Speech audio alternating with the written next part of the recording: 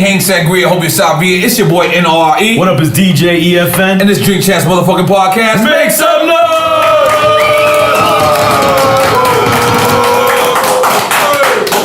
And when we started this podcast, EFN, we said that we want to give love to our legends. We want to give love to people that sometimes has been forgotten about, or sometimes, because when you get to a certain level, or you do so much things, people say, but that's, in hip hop, we gotta change that. Mm-hmm. We actually, Rolling Stones goes on tour right now. What's the nigga name? Mick Jagger? Them niggas, they go on tour right now. Why is hip hop not celebrated in the same exact way? The older you get, and then you know what the crazy shit is? The older you get, they accept you more in Europe. Right. Like in Europe. More appreciation for the culture. But this is the birthplace of hip hop. So right now, I am so privileged. I'm so happy to big up two brothers that I want to put in the Hip Hop Hall of Fame, me personally. Because I feel like hip hop needs a Hall of Fame. Fuck this rock and roll Hall of Fame bullshit. We ain't rock and roll. We gotta relax. Even though it is actually like a big up to be in a rock and roll Hall of Fame. We can do our own thing. Yeah. But we should, Russell, holla at me, Russell, because I feel like we should do a hip hop Hall of Fame. And if the hip hop Hall of Fame was to happen, these two brothers that's right here from the Bronx, because I'm a half a Bronx guy. I know the world don't know that. But we're gonna establish that today. These two brothers, Chi Ali, first off, the first child star in hip hop, period. I seen this man come up. I thought he was Puerto Rican in my mind. You got good hair. I don't know why. I know you got good hair, my nigga. I don't know. You definitely mixed somewhere. We're gonna get to that. And then this other brother that's standing right beside me, to the right of me, I seen his hunger. I seen his struggle. I seen him battle an artist on the street. Then I seen him have an unfortunate situation. He never complained about it. And that's one of the most beautifulest things, is that you could have complained about it and you could have been like, fuck that rap, fuck. You could have been bitter, but you didn't. And you know what? Chi Ali and Mysonne, is nothing else I would love to do is to big y'all brothers up. Right now, N.O.R.E, Drink Champs, DJ EFN, motherfucker Mysonne. Now, Mice, I gotta go straight to you because I don't want to say controversy, but I want to say that it was been a recent interview, right? A brother says something, and you rebutted that statement, but the most beautifulest thing about what you did was you never hated. You just was honest. And you spoke your opinion. And real niggas worldwide text each other and say, you see Mice?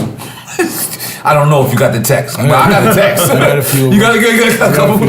And I got the text. So what I want to ask you is, what made you take that stand? Because you don't even have to do that. It just,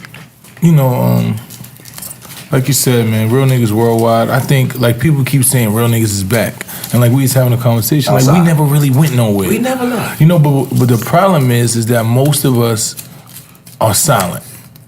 We just don't even see the need to check shit that we know is fake. Because we don't realize that the rest of the world don't know it's fake. You're right. Because they've been fed fake shit so long that it almost seems real. It's real. Yeah. So me watching this, and then actually you reading comments and people like, yo, this is the realest shit. Yo, and I'm reading this and I'm like, how could this, like, what is real about this to y'all? Like, somewhere along the way, there's been some type of, the translation got fucked up for what real is. Translation. Yeah, the real translation is fucked up.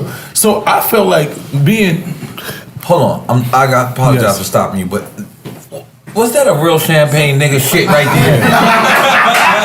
Not a spill, my nigga. Not even suck. I even see it suck. And then look at the grip.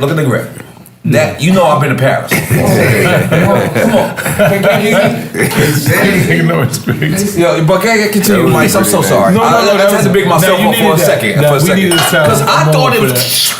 I thought it was gonna do that. No, we needed that. But go ahead, continue. Look at Mike. Yeah. It's called Piscine. Piscine. You gotta learn this in Paris. In Paris. You can't bring hood niggas nowhere. They take it back. We got one bottle. Listen to you. But continue, Mike. Because you know what the most important part about it was, Mike? Was I looked in your eyes. I looked in your face. And I looked at every time you spoke. And it was not hate. No. This was not hate. But that's the new word for you just expressing some shit when you go against the status quo. Disagreeing. Yeah, when you disagree, They say you hate. Like, it's just the dumbest shit in the world. Mm-hmm. I ask people, like, oh, you hating. And I'm like, okay, so what are you doing when you commenting on what I'm saying? Mm-hmm. You have an opinion about what I say, and you have the right to express that. I don't think you hating. You got your opinion. You don't even know me, never seen me a day in your life, but something I said made you feel like you needed to respond.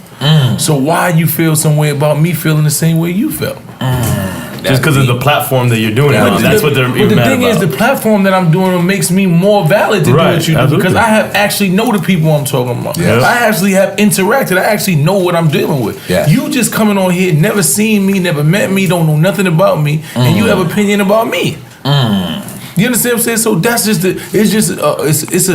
it's a smoke screen. Yeah. You understand what I'm saying? People don't want to be checked on shit, so it becomes you hating. Hate is when you don't even have a reason for something. But nigga be like, yo, you like this? Be like, nah, why not? I don't know, I just don't like it.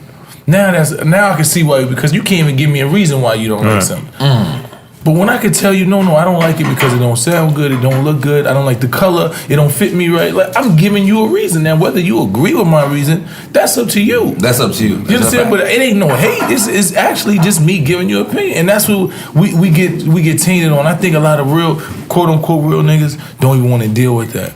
You know what I'm saying? They just say to themselves, you know what? I know real. If y'all want to believe that shit, cool. But they don't understand. It's like being in jail. And the fake nigga come in the house, right? I used to screw niggas, and you like, I'm just gonna stay in my cube. He got about 25 minutes. But I'm saying, but if the real niggas didn't start checking them, the rest of the fake niggas start coming, and next thing you know, all you got is your cube. Because these niggas done took over the day room, all type of shit, because now you don't allow them to do that. So it's like the same in jail. Nigga walk in, look, this is how we run this house here. You can't do do that bozo shit, you gotta get out of here. And that's how we gotta do in hip hop again. I've agreed. You know what I'm saying? We gotta start checking niggas, because now we fathers. You know, before we was young and we just run. Now we fathers, and our kids start questioning us. Be like, Dad, you not like such and such is real. You're like, what? That ain't even. No. I'm not gonna let y'all do that. Right. Because y'all when y'all have that platform, y'all have a control over what goes on in the whole culture. You're absolutely so right. I can't allow your cancers to infect the culture, not on my watch. And you know what? Hip hop appreciates you. Real niggas appreciate you. And just in life, everybody should appreciate your stance that you took, because, mind you, I'm a part of the new generation too. Like, I go to the clubs. I like Migos. I like Migos. So Bad and Bougie, man. Yeah, I fucks with Bad and Bougie. Oh damn. But now Chi Ali. Chi Ali, you're one of the very fortunate people that actually you look 20 years old. The greatest. I ain't gonna lie. Your name should be Babyface. But you're one of the very fortunate people that actually been around for the real era of hip hop. Like, you actually was there. So for you to see how the era of hip hop went from then to now, like, I don't even know my question. That's how like crazy for me, it is. the way the culture's changed, it doesn't upset me. I don't think as much as it upsets a lot of my peers. Young, okay. Our generation. Okay. The older generation. And for me, a lot of it is because I got kids, so it's just like I'm entwined with the new sound. But a lot of it is, when we was young and I was listening to Run and the Fat Boys, like, my pops would buy it for me, but sometimes it was cut that shit down, and sometimes I know he didn't think 30, 40 years later, this was what it was gonna be. Right, because they all say So, hip hop is a fad. Yeah, it's a fad. Right. Oh, that's not music, they sampling. Right. We sound like them now.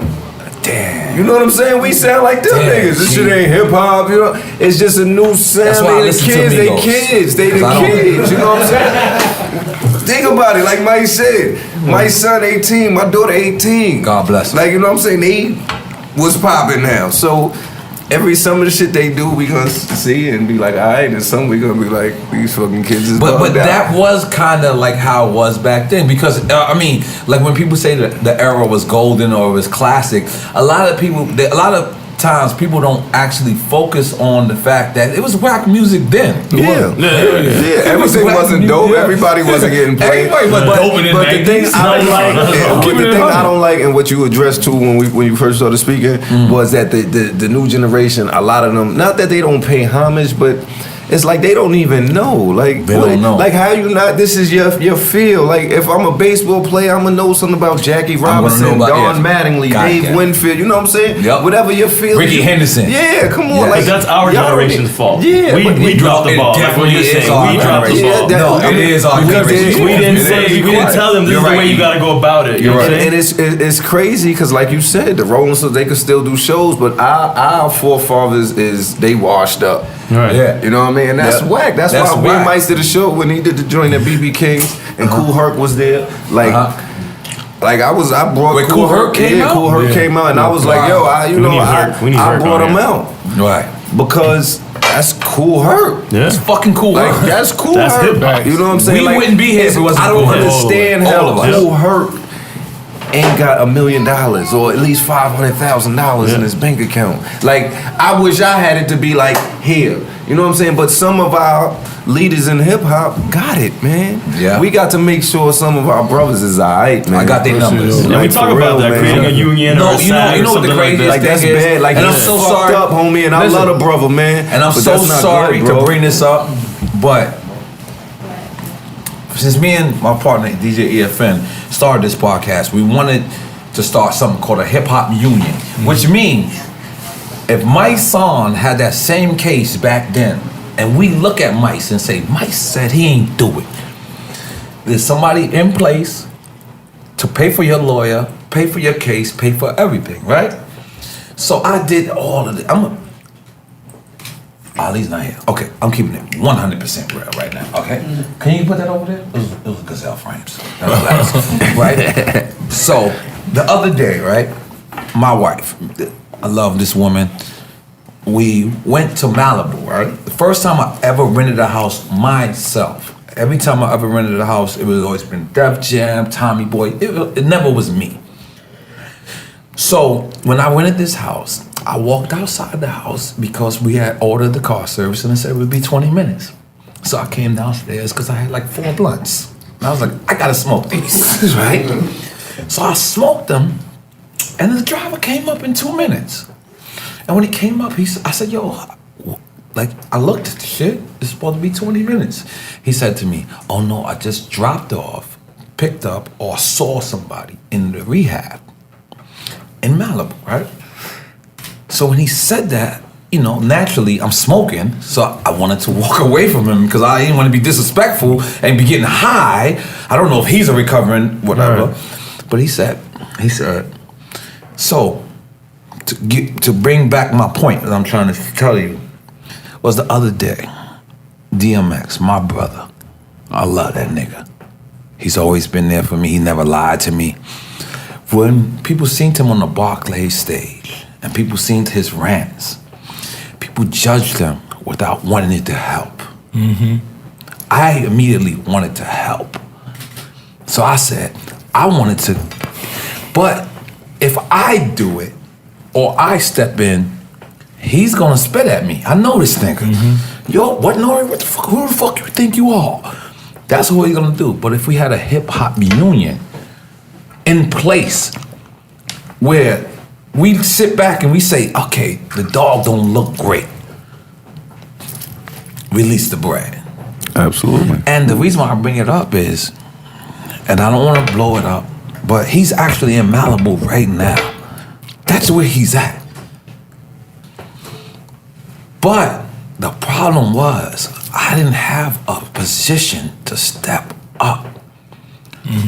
I didn't have a position to step up and say whatever. Because if it was just me, I'm gonna be honest with you, they would have all said, fuck you, N.O.R.E. No, they would have loved the actual fact that I stepped up, but then they would have said, who the fuck does he think he is?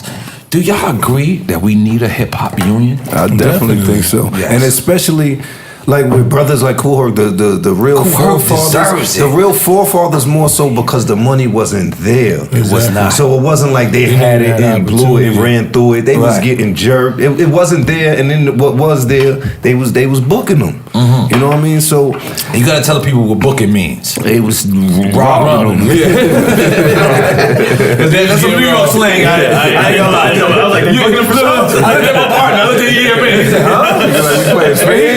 He looked at that, booking them. He's like, oh, word? They was buying their shows?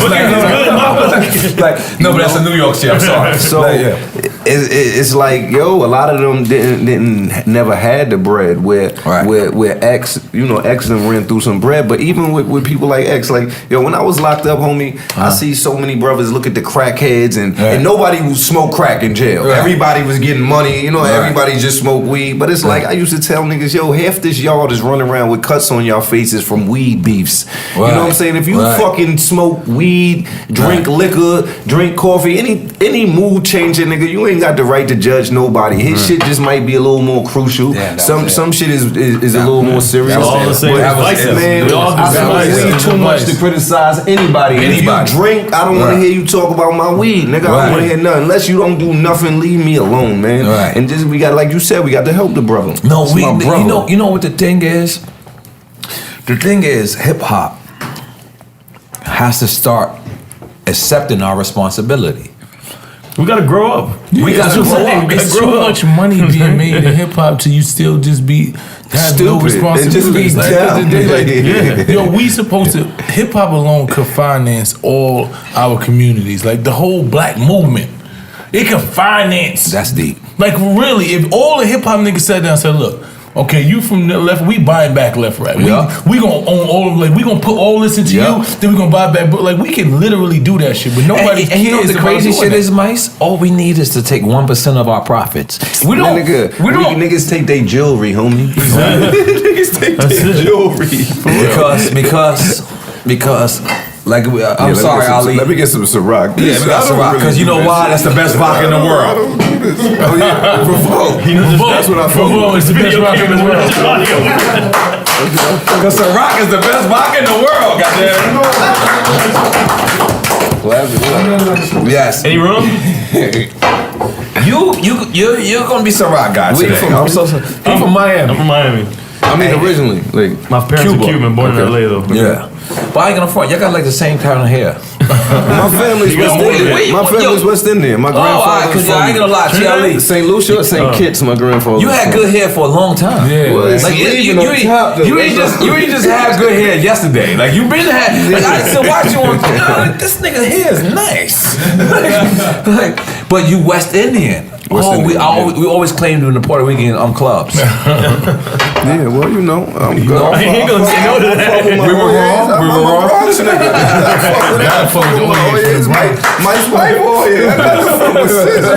what it is. Right. And my wife thinks she Puerto Rican. I be teasing her. She from El Salvador, so she the she M13. She's a black girl and she's from Fort Road. Thinks she Puerto Rican. She's a gang member. Anybody from Salvador, gang member. Cat that hang with dogs and with a boss. They tattoo you soon as you come out. So now let's just, we're gonna bring it back to hip hop. Hey, you want some Tracer? This is what I trace it with. I need some, yeah. Jimmy told me that. Yo, Jim Jones? No, Jimmy's Boss Cafe. Yeah. Let's make some noise for Jimmy from Boss Cafe. He said, "Chi, it lasts a lot longer." He's still doing it. He said, "That's how I do it. I put some salsa in it." Salsa. Look, he's still doing it. I can't believe. I thought he would have been over by now because a lot of people died at Jimmy's Cafe. Jimmy might be the only nigga that ain't died. He might be the only nigga that ain't died. Listen, I'm gonna be honest. I seen niggas get beat the fuck up in Jimmy's Cafe. Like they'll beat you up and then they chill. That's the crazy shit. Calm down and he's like, they beat you up and then they have a drink with you after that. That was hard. Like in Queens, it's like, yo, you get beat up, you gotta go. But in the Bronx, they beat you up and then they pick you up and say, are you okay? And then they make sure you good. That's the only place I ever seen that. Now the Bronx, being the birthplace of hip hop, the fact that we got A Boogie. Shout out to A Boogie. We got what's his man? Don Q. Don Q. I'm about to say A Don. That's how you know I'm old. Don Q. But Don Q. Other than that, has it ever bothered you that the Bronx wasn't at the forefront of hip hop? I mean, of course, it not really bothered me, but it was like, that was one of my goals. Like, we got to put the Bronx back on the map. Like, you know what I'm saying? Like, we got to put the Bronx back on the map. So when you watch and you see A Boogie and them doing their thing, you see Don Q and them actually being from my hood.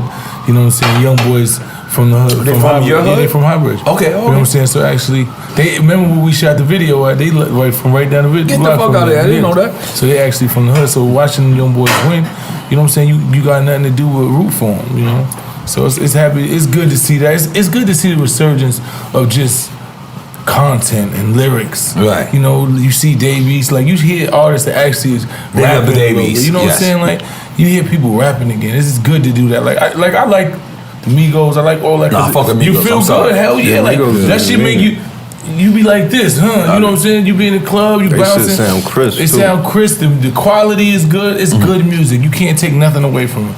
But every now and then, I want to hear some shit that make me like, damn, I get a little. They make you want to tie your shoelaces. I'm not saying don't play them. I'm saying instead of playing them 20 times a day, play them like 14. You know what I'm saying? And you know, spread some love. Yeah. So and like I stay in Maryland, but you know I'm closer to DC, so I'm I run around in DC, you know, club scene, and homie, like I don't even know A Boogie and them, homie. Right. But I know they from my homie hood. They be with his son. They be with his little brothers. Right. When they shit come on, I go crazy. When all New York niggas shit come on, period. Especially niggas I fuck with. I'm it's not just a gonna different vibe. I'm not gonna lie to you. It's different. When All the Way Up came out, I used to go to every fucking club. And it was like my record. Yeah, it was like it was my record. When I hear A Boogie, I be feeling like that's how we gotta do winning. You know, I swear, like it's so genuine. When I repost nigga shit, I don't even know whoever I follow. I only follow people I know, or man, I might follow your man because we all here. So if I see something I like it, and I'm reposting it. You ain't got the eggs. I don't give a fuck. Like. It's just I don't know why we just don't show love, but yo, homie, like I get a crazy good energy when my nigga shit come on down there, yo. And that's why we started this, is because we want to give our legends flowers when they can smell them and trees when they can inhale them. Because so many people are fucking lost. So many people say that you washed up when you got 10 years in this game. So many people say that you're not the guy because the other guy is the guy. That's and wrong. Some people say that we have to change niggas that. Be getting money sometimes. Yeah, niggas be dead wrong. Yeah, you know what it is? We have to change that because one day I was in Live Nation, right? And Live Nation, I looked at their roster. They had nothing but white boys doing 60 dates, all this shit, and they was all older than me. And I looked and I said, damn, niggas is eating. Why can't hip hop do that? Niggas is why? eating. And then I call Funk Master Flex. And you know what Funk Master, and I don't know how anybody feel about Funk Master Flex personally, but I'm gonna tell you how much I feel about Funk Master Flex. Funk Master Flex said, fuck that, N.O.R.E. And I was like, what? Fuck what? It's like, we gotta make it so our artists can do at least 14 dates on their own. New York artists, right? And at first I said, Flex, word? And then he said, and then I turned on the radio. Because mind you, I'm living in Miami, I'm doing Dream Champs, I'm running around. And then I heard, that's how we on it. That's how we on it. Yeah. And I said, this nigga deserves this shit. There's a lot of people who don't. There's a lot of people who get fame, they get money, they get it, and they just go and they go out. Everybody. I couldn't have been more happy in the world when I heard from Master Flex playing your record. Not playing your record, staying on your record. Yeah. It's a difference. You can play it one day. But we're not living in the 90s. In the 90s, you play your record one time, you're gone. That's right. You're gone. Now, he got to play your shit every night. That's right.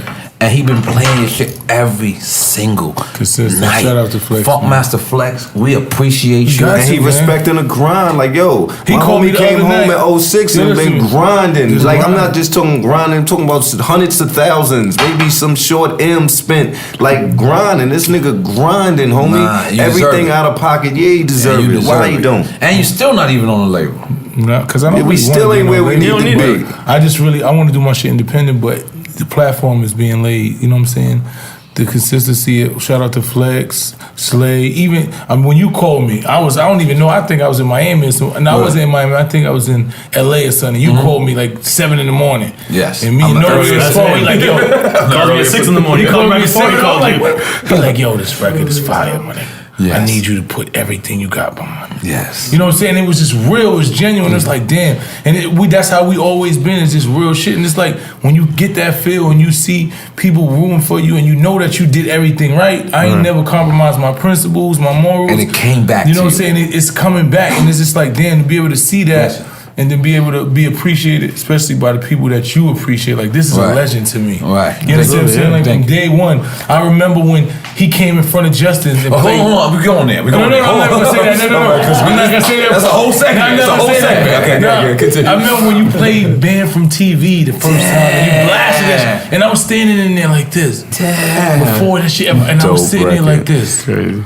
Yo, this is classic. He was like, listen. And he was That like, shit just sound yo, my nigga, when he monumental. played that shit out of his truck and he just blasted, we sitting right in front of him and he blasted that shit. I was just in awe. Just looking at him like, damn, man. And then to see where that shit went Nigga was after like, that. I need to get on this. I was sweating. I was like, damn. I was like, damn, I want to get on. He said, yo, it's too late. We got this now. I was like, damn, man. If only I could get a verse of that. You know what I'm saying? So to be in the presence and be respected by the people that you love and respect, and then and I tell people all the time, the artists that I love is because when you listen to their music, you feel like you know them. Right. Yes. And when you listen to N.O.R.E. music, you really know him. Nah, it's true. You know what I'm saying? Like, it ain't no bullshit. It ain't, yo, this is just some song I made. This is N.O.R.E., my nigga. Like, so when you meet him and you listen, you're like, this is the exact, and that's what it used to be for me. You know what I'm saying? Some people can separate the music from the artist. I'm not able to do that.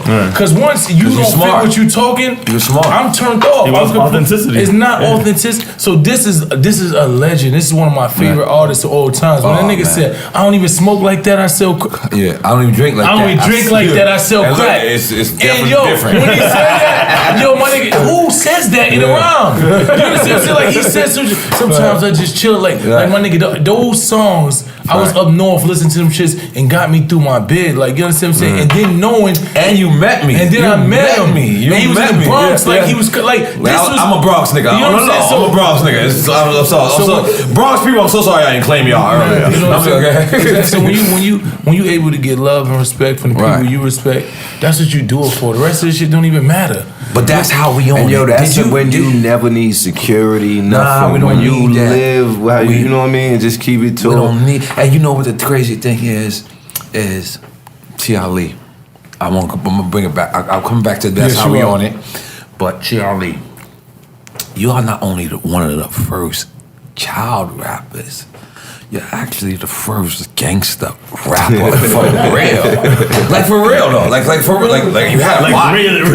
I'm sorry. the Philly boys, OC and them, they're good boys. No, they definitely robbed the bank. They robbed the bank before you. They definitely robbed the bank before you. But I mean, identify as New York artists because at one point we came from living our lyrics. And you was one of them guys that actually lived your lyrics. I seen your Vlad the girls though. No, but I seen your Vlad TV interview where you actually explain how it happened. But the thing about it is, what people don't understand is you really went through it. Like they look at this interview and they thinking like you're saying it because you just went. But this was some real shit. It was real shit, but no, yo, on some real shit. It was your that shit girl's brother, right? Yeah, my daughter's uncle. God bless. You know, for sure. God bless, rest in peace. Okay. But yo, you know what killed me, homie? Is that they and I'm not trying to downplay because I took a man's life. I take full responsibility. I can't, turn back the hands of time. And that's, to me, that's the worst thing you could do. Because even if you rape somebody, as much as we shun that, I still have my daughter. Right. Where if she's gone, she's gone. God, you know what I'm saying? So I took somebody's life. I used to watch his son. You know what I'm saying? So. And that, pardon me for cutting you off, but that was the most interesting part about it was when Vlad was talking to you, and we all love Vlad. I love Vlad too, but he's kind of like the police, right? What I mean? No, he's trying to get the answers. Like he's really trying to get the answers. Like he's gonna ask you some shit that can get you incriminated, but it's up to you. It's up to you. It's up to you, and that was one of the most honorable things of me watching it. It was like you was not proud of it. You just was like, yo, there's something that happened. But you know what? Let me just say before you finish. That's what I'm talking about. That's the difference from a real nigga. You understand what I'm saying? We ain't proud of this shit. This is one of my best friends since we was kids. Wow. You understand what I'm saying? Wow. So we've been through just about everything. Like I know everything about what was going on at that time. I know everything he was dealing with. And and we always been authentic. So watch my man and knowing everything around me, like having X and Pistol Pete and these niggas around, and knowing that these was the biggest gangsters we ever knew in our life. That's right. And when they have conversations with you, they not glorifying They that. don't glorify. Yeah, we talk about the bitches. But I'm gonna continue bigging you up. Chi, I'm gonna continue bigging you up because a lot of people would have took your position as a rapper that actually has a body and would have got on Vlad and said, yeah, I killed that nigga. Which plenty of people are doing too. It was the exact, like, I don't want to name the artist's name, but he's online talking about, he beat the case because he shot the nigga, like, and he's online. But it was the exact opposite. And I looked at you, and mind you, I had a relationship with you forever. When you was on the run, you was coming to my shows. You a foul nigga. nigga was coming to my shows. I was like, gee, what are you doing? I know you on the run. You remember that? You was coming to Yonkers. You was coming. We was in New Show. I'm looking at you, New Show. I said Yonkers, but it was New Show. But I'm looking at you. I'm like, I seen you on the news. Fucking with bags. Fucking with bags. Rest in peace. But I just want to respect you. I just want to say that interview, when I looked at it, and I looked at the grown man in you, and I looked at how you held yourself down, and I looked at how you also, because that was your girl's brother, and I looked at how you were so careful and so conscious, and I just want to tell you, that is some real shit. We understand we can't bring back this man's life, but everything you're doing right now is actually the illest shit in the world, because you're not glowing. You could have easily said. My word, we just growing up where we grow up at, we lose sight of life. Like, cause you hear about niggas getting shot and killed and see it and might do it or whatever. So, but when you think about it, like, yo, even that nigga, he got kids, mother love him. And at the end of the day, it's what, 15 years later, 20 years later for me now. Yeah. And it's like, what?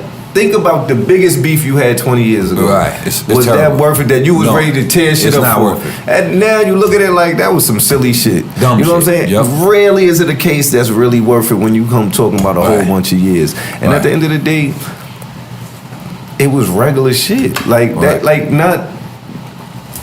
It was regular shit. I look at it like, all right, yeah, you know, like I know mice ain't pussy, but we hung with niggas that. So I'm looking at it like, man, it was regular everyday shit, not to be glorified. Like that's what happens. That's shit that go on, man. But now I need you to describe the situation, because my partner, not EFN, Capone, he's standing over there, right? Me and him was in jail together, right? We was in DFY, right? Then we came home, and he caught a case. So I could never really relate to his case because he actually was famous. When we was in jail together, I was not famous. Right. Then he caught a case, and then he went up north, right? But I could never relate because he was Capone now. Right, he was popping. Like he was not Capone when we met each other. Yeah. So I just want you to describe to people how hard, or maybe it's not hard. I think it was a double-edged sword. Because you famous. Okay. So it's like you know, being locked I know they like, where black sheep at, nigga? You know, being locked up with that shit. Like where dress at, nigga? You're gonna have some people that dick ride. Oh shit, that's Chi Ali. Whether it's inmates, whether it's COs, right? And then you gonna have some COs. Man, fuck that nigga. Man. You know, you some fuck same that shit. Same shit. Some people trying to give you extra food. Some people trying not to feed you. You know what I mean? It just, you know, everybody different. Right. I just took it in stride, but what I found, especially when I was at Sing Sing, because when I got to Sing Sing, it was a large population of black police. So, and then most of them is from the city. So, it just so happens I'm in my mid-30s, so a lot of them is around the same age group. Your mid-20s. So you know they knew who a motherfucker was. So it was ill that even the motherfuckers that hated, like the dickhead niggas, a nigga was so laid back with it. Right. That even the dickhead niggas after a while had to be like another police would be like, man, come on, man, stop, man, come on, man, you bugging, like that nigga chilling, man, what the fuck, like, so I just be me, man, and let everybody be them, and everything gonna happen the way it's supposed to happen. I've never been pussy and don't plan on being. I never heard Chi Ali. But we not here for that. We not here for that. We here to get some money and bring the peace. The same question because, again, my partner, one of my best friends, and both of these guys are my best friends. They both scumbags. But says the scumbag. Says the scumbag, right? But again, I can't relate to being famous and being in jail. Like I was famous in jail for 3 days. That's it. And I was calling a lot. I was calling a lot. Who is the lawyer? Right? But you actually have some fame, right? And then what was it? Is a robbery? Yeah. All right. So can you just take us from there? You had a robbery charge. I had a robbery charge. And we heard you say that you didn't do it. Definitely did. I definitely believe you. All the way fact. I really believe you. Like I mean, if I did, it ain't no need to lie about it. I did 7 to 14 years. I mean, so if I did it, I'd be like, yeah, I did it. I shouldn't have did it. You know, it was. And have you ever been in jail prior to that or no? Nah, you know, I did a couple of days. All right, so now you cop out. I didn't cop out. I blew trial. You blew trial. Yeah. Wow, we didn't know that. Okay, so you blew trial, and now you go upstate. Now is this? People know this is Mysonne? Of course. So can you describe that to the listener? For me, it was just unreal. You know what I'm saying? Like you young, you 21 years old, you sit in jail for you signed to Violator. $1 million deal. I know your budget, nigga. Yeah, you know what I'm saying? I know your budget, nigga. I remember it. I remember it. Who fucks told that, man? Who fucks told that? Yeah, I was watching. Yeah, so I helped him. Fuck that. I had to watch. Because you know what? You got it popping. You got the ball rolling. And then we're going to go to the Shyne story. But so yeah. So you know you going up north and you sitting first you on the island for a couple of months and you think you coming home and you figure and you know as soon as you, but I blew trial and then went to the island. Like I wasn't in jail fighting my case. Oh, wow. I was home fighting my case. Wow. So I was, you know what I'm saying, I was fighting from the outside. You just thinking this shit ain't gonna happen. Like I ain't do it. I ain't going to jail. You know what I'm saying? Then you start realizing how dirty the system is. You know what I'm saying? How a bunch of shit just don't. Unless you got to be really serious about what you're doing. You know what I'm saying? You can't take for granted that you're in it so you go home. That's not a reality, especially from our communities. You know what I'm saying? It's just completely different. So when you sit in there and you like, damn, I just blew trial. And you don't even know, when I was on the island, I didn't even know what I was getting sentenced to. But what if you were the blue, what you did, God bless, but because they always tell you, they say you would take this plea, or you can take it to trial. Actually, they offered me a year. Yeah. Well, in hindsight, you sit there and be like, but you gotta realize you didn't do it. Exactly. You're not doing it. Your whole life you've been fucked up. You been popping now. Yeah, nigga, this shit is popping. The year seemed like it took you the fuck out. A year seemed like 3 You know what I'm saying? That wasn't even a conversation. And when you didn't do it, man, that's even more so, man. Nah, I'm gonna be honest. I knew you, and I knew you didn't do it. Yeah. Like I ain't gonna lie. I knew you did a lot of other shit because I could see it in your eyes. Did I go there? I went there. But I was like, yo, all right, now I'm gonna describe me meeting Mysonne, right? Justice is my shit. That was everybody's shit. Hell yeah. It was my shit. Like, I ain't gonna lie. I hated Puff Daddy. You can keep this and we're not editing this. Nah, he did. No, I hated Puff Daddy. Like, I hated what he represented at the time because me and Capone was army suit, camouflage niggas, and these guys got on shiny suits. So I just hated what he represented at the time, but I loved his fried chicken. He made some great fried chicken. So I used to go to Justin's all the time, right? So it was this rumor of this new artist. He's supposed to be the new Biggie Smalls, right? Am I correct? You can stop me if you're 100% correct. It was. You gonna tell the story better than I do. I definitely gonna tell it better because I'll practice it. I practice it. I can tell you ain't practiced. I watched you in the Breakfast Club. I said, Mike, ain't practiced. Right? But there was this new artist. His name was Shyne. So Shyne was supposed to be the new Biggie Smalls, whatever, but nobody knew how he looked. Yeah, it was just on the mixtapes and shit. No, nobody knew how he looked. So we heard like I think he did like a couple bars. Yeah, but so we felt like he was heavy. But when we seen him, I was like, yeah. No disrespect, but I seen him. He didn't look like Biggie. He didn't look like Big. So it was a thrown off. So we outside and Puff goes. I'm about to say text, but I know it wasn't a text. But he said, "Yo, go outside and say hi to my new artist." So I go outside, say what's up to him, and the nigga was like, yo. You know, because Shyne is a smooth nigga. So he was like, yo, I like your shit. I'm looking at this nigga, I said, are you Shyne? He goes, yes, I'm Shyne. And I'm like, I'm throwing off. Not I'm disappointed. I wasn't disappointed. It just, I thought he was gonna be a heavy person. Yeah. Like I thought he was gonna be fat. So I'm like, all right, cool, boom. And I don't know what happens, right? I text Chris Lighty. Was Chris there? No, Mike Lighty. Mike Lighty was there. So I text Mike. Mike comes, and Mike is like, yo, what's up? You need me to pay for the bill? Because that was my style back then. I would just run up some shit and be like, yeah, y'all niggas take care of it. But now I'm gonna describe this scene. So for some reason, Shyne starts rhyming. And he goes, he's kicking his shit. So I rhymed. Tone, your man Tone came. Tone pulled up and was like, in my mind, I felt like he pushed you, like. No, what happened was this. It was either Tone was outside, right, and I think it was either Matt Middleton or Ed Wood. Yes, right, the lawyer. Those were lawyer. So they came and was like, yo, they outside. Shyne and N.O.R.E outside. Tone didn't really want me to do it. Tone was like, nah, Mice. Nah, and I'm like, man, you crazy? This the $1 million nigga? I'ma kill him. So he brought me out there. So Tone's just sitting there looking. Wait, time out. That's the part I didn't know. I didn't know. Come on. And you gotta relax.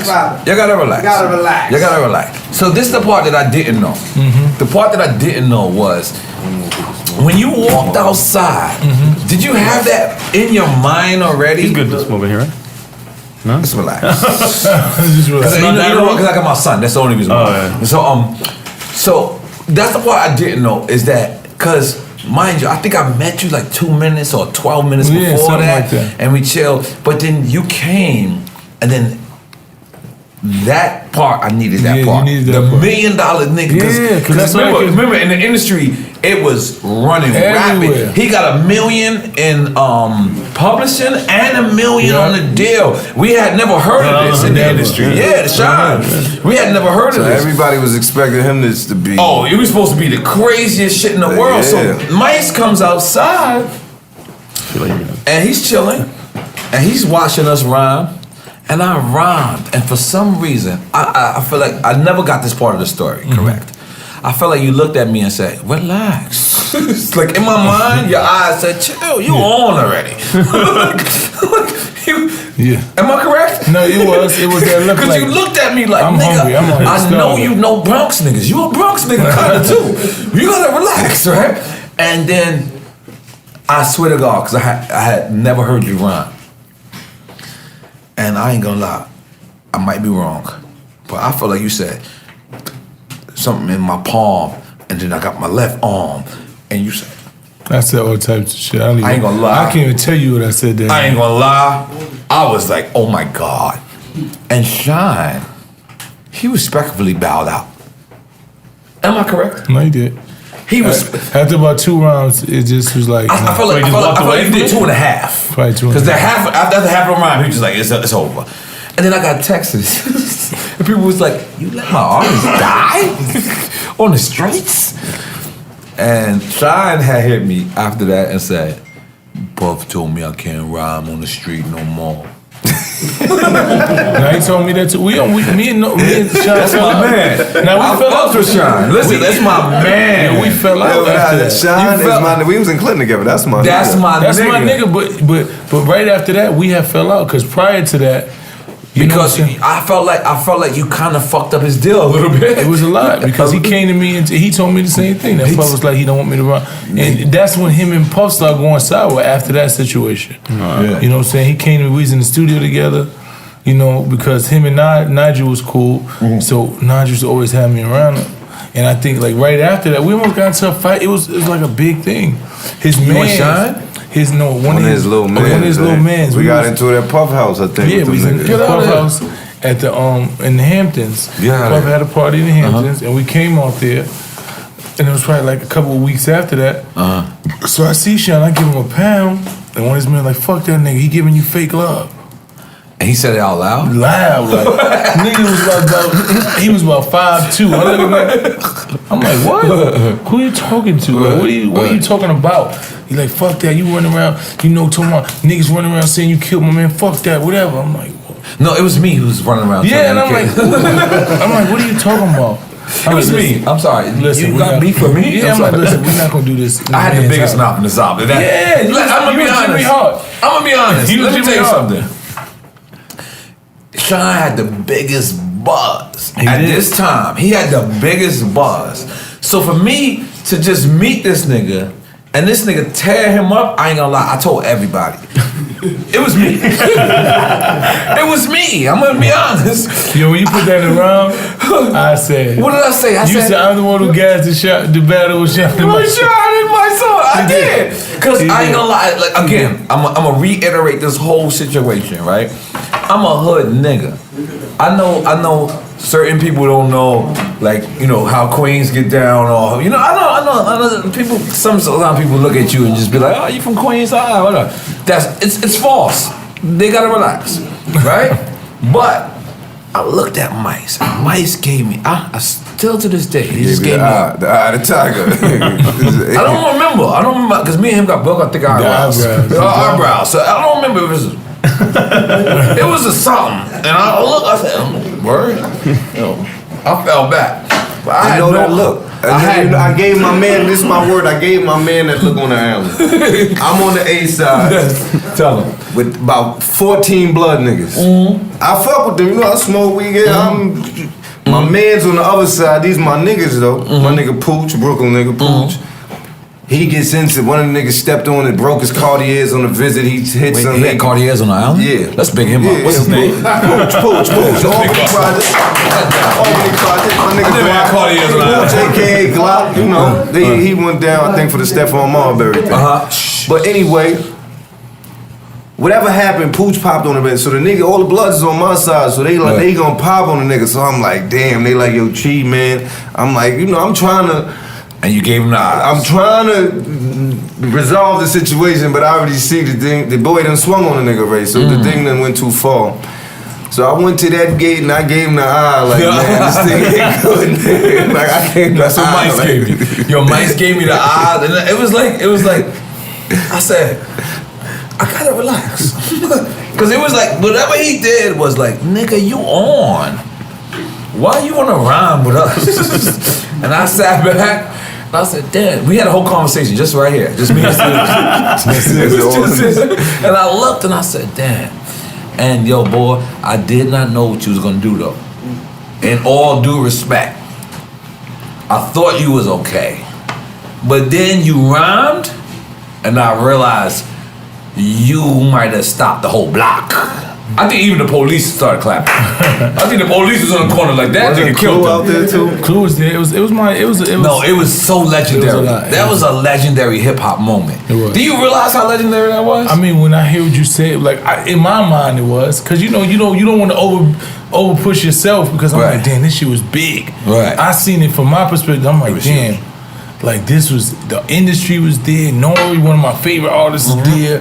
Everybody's there, and I just did some shit that's probably gonna go down, or I'm thinking it's that big. That's what got you your deal. Exactly. No. So after, Violator signed him right there. The next day, Violator was like, Jermaine Dupri flew me to Atlanta. We had like 10 meetings in like 3 days. This is the reason why I know, because I invited Mike Lightly, and then they cut me out the deal immediately. Like, what happened? I was up already, but I was like, damn, y'all ain't gonna give me 1%? Like something? I told you to come here, and that nigga. But listen, in all due respect, I never seen somebody be that, like, battle rap. When I think of battle rap, I don't think of Smack DVD. I think of what you did that night. That night, you looked at that man in his face. You didn't disrespect him, but you disrespected him in another way. Because you looked at his flaws and you just made it, and you just kept hitting him with punchlines, and then he kept rhyming. He kept rhyming not against you, which was wrong. Yeah. Like, you took it personal. Oh yeah. You directed every bar towards this motherfucker, and then this nigga kept kicking rhymes that had nothing to do with Mice. And Mice, he took advantage of it. I mean, he was a man. You got to keep swinging as a man. He took advantage of it. I respect that, you know what I mean? But I think Shyne was an artist. He was an artist who's had at that kind moment of a gimmick around him. You know what I'm saying? Not a gimmick, but you know the whole Biggie. He sounded like it was set up that way. He sounded the bad boy. He sounded like Biggie. Yeah. But he official nigga. I fucks with Shyne. That's my nigga. But what I'm saying is, I fucks with him too. I ain't saying nothing bad about him. Just a different animal. Just a different animal on some MC shit. It's like, but that day, you know what I'm saying? I was like, yo, I don't want to rhyme after Mysonne on nothing. It's like in the finals, like Steph had all the hype, but in the final, when LeBron was just throwing this shit, like nigga. You know what I'm saying? It's real. Yeah, it's real. And you know what it is? This is the thing. We should celebrate these moments in hip hop. We should actually sit back and be like, you know what? And Shyne too. Shyne is. Now Shyne called me. Shyne hit me and was like, "Man, you killed me on that shit." Oh, he definitely won. Like, I remember. What you got to be mad at? You got the money. You got your hands already. Exactly. Oh no, this is pre-Instagram. That's why this is important. This is why this is important. Free camera phone. That's why this is important right here. Free camera phone. Me and Shyne called me. Yeah, no, he called me years later. Like, we never had that real conversation because we had the little situation. Y'all both and we was warriors. Like, we both struggling coming out. And artists. The thing is, I love Shyne. Like, I actually had love for Shyne because he was one of us. And I used to be in the studio, like, even after that shit, I used to be in the studio with Shyne, helping him, like, with records. Like, he'd let me hear shit. And I'm like, nah, do this, do that. Like, this was my nigga. But the rumor, was the rumor so big? Because I ain't gonna lie, that rumor was huge. It was. It was like... Did you say he was writing rhymes for Shyne? No. Relax, young homie. Relax, Doesn't sound like to me. No. I never wrote a rhyme. Helping and writing is two different things. Now, that was my nigga, and he used to just be in it, like, he respected me as an artist. The same way I did with him. And, like, he'd be in the studio, and we'd go to the studio, and he'd let me hear shit, and I'd be like, ooh. Yeah, that's dope, boy, this and that. Like, before he dropped the Who Wanna Fuck With Us, and she's like, I heard that. You know what I'm saying? I got locked up when he first started playing. I never was there to actually see Shyne even drop no music. Like, I was just in the studio when he started popping. You know what I'm saying? When he first started, and him and Puff was actually going through shit. Like, there was the niggas I know shit. It was like I was in the intricate, like when Puff and Mace was beefing. Puff and Shyne would be like, I A&R'd Double Up, like I A&R'd that project. And then the Mace project. The Mace project. I went out to the Bahamas with Mace. He flew me out there, and I was in the studio with him every day recording his album. He didn't even let Puff come in the room. Nobody ain't gonna tell you this.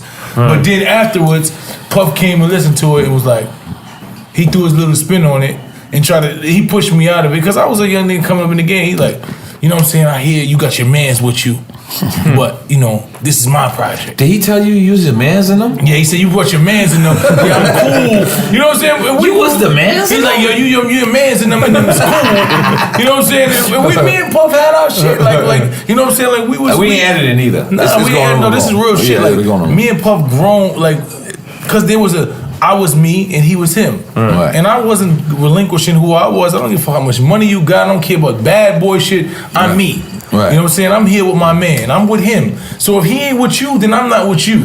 Right. And that's how my stance was with anything. Right. You know what I'm saying? So when he brought me in the studio with him and I'm listening to this and then Papa come in and listen, he was like, I don't really like that. And I'm like, that shit is dope, man. I don't know what he talking about. He was like, yo, you know how Puff is. He be like, yeah, you know what I'm saying? I know you got your mans and I'm with you. But I just need me and you to talk. And I'm like, but I'm here. That's though. Exactly what he brought me here though. Yes. For a reason. He be like, yeah. And he be talking to Mace like, yo, Mace, listen. You know what I'm saying? I don't want to go through all this. You know what I'm saying? You got your... So, you know, we had that. Cause you know what I'm saying? I can picture this shit right now. I mean, this nigga just said I pictured it. And me and Puff, we went through that little rough period. I remember one time we was in Bahamas, and I never forget it. And it was just like, you know, Puff is competitive. No, super. Niggas say whatever they want. That nigga Puff is competitive. Super. So, you know, he knew I was a street nigga. He knew that I had my respect in the street. And he just he fucked with Tone in them. I remember being around Tone in them. You know what I'm saying? He fucked with them hard. So, but I was there with Mace. I wasn't even there. It wasn't had nothing to do with Tone and none of them. And I was there with Mace. And you know what I'm saying? I was there at Wolfwood, like, God bless her dad. Wolfwood God bless. used to bring me in his room every night. That was the last time I really seen Wolf was in the Bahamas. God bless. He used to bring me in his room every night, like, yo, talking to me and kicking on me, because we both Bronx niggas, and I was like the young uncle. So he used to give me jewels. So anyway, we inside. I don't know where we was. I don't think we was in the studio. I think we was somewhere. He brought J-Lo and them out there with us. He brought J-Lo. It was a big Bahamas trip. You got J-Lo story? Yeah, no, I don't have no real story. I don't have no real story, but she was there and she used to come talk with us, and nigga Puff used to give her a look. Like, nigga. We be in the studio and she come talk to me. Same look? Like this, he had the eyes, just the eyes. She'd be come talking to me. This ain't got nothing to do with you, J-Lo. Get your monkey ass over there. And J-Lo, she was from the Bronx, so I was from the Bronx. And she kicked and she was cool with us. We sitting there, and I'm like, yo, J-Lo was flawless. I haven't seen J-Lo in years, but in 1998, 99... Did you snip her chair? I did. Of course we did. You did? Nigga, let's make some noise. Man, if I could snip that chair, I wouldn't be me. She walked in the first person to snip chair. Listen. That's some real up-north shit. That's real jail. J-Lo's skin looked like somebody just made it. It didn't even look real. I was just sitting there looking at her like this. The nigga said it didn't even look real. It didn't look real, my nigga. She was flawless. So anyway, me and Puff was going, you know, we just this and that, and then I remember we was in the room or somewhere, I don't even know what it was. So we talking back and forth, I could do this and I do this. He's like, yeah, I know this and that. So I'm like, I don't know what he said to me, but somehow we started like wrestling somehow. What? Wrestling? It was a wrestling. We had like a wrestling match. I don't know if you remember this shit, but this shit is so vivid. You was Hacksaw Jim Duggan? No,